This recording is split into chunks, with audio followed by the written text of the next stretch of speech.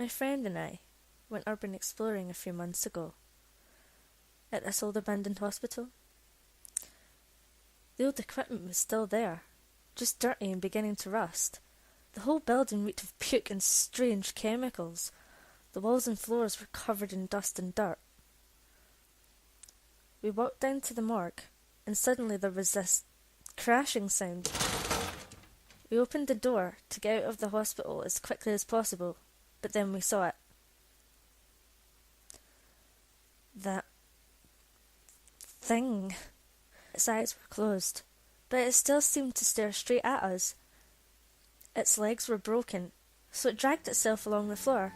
It wheezed as it breathed, and its bones clicked as it moved. It wasn't a patient, though it was wearing surgeon's clothes. We both made a run for it. Even if only one of us got past it, at least we could tell somebody. We could make people aware of what we saw. As I came up to the thing on the floor, I jumped over it. I was free! I kept running. But that's when it hit me. I couldn't hear my friend anymore. I turned back slowly, but they'd vanished. Both of them. I tried to tell people, to warn them about the hospital, but nobody would believe me.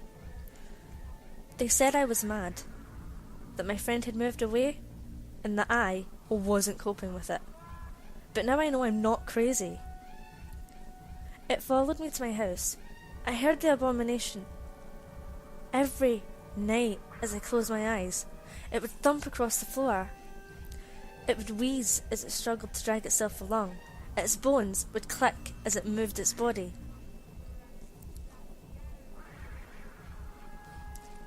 My shrink said I should take a break. What he meant to say was, "You're fucking crazy, and we're putting you in a loony bin for a while." But it followed me there too. I could hear it. Every night. Thump. Wheeze. Click, click, click. Thump. Wheeze. Click, click, click. It got to the other patients, and one by one they began disappearing. They tried to cover it up, said we were ready to be released, but I knew different. They closed that place recently. I can imagine it'll become just like the hospital.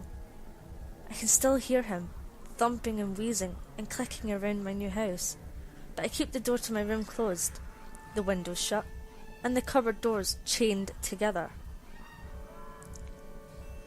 I'm not going to join it, even if it was my best friend.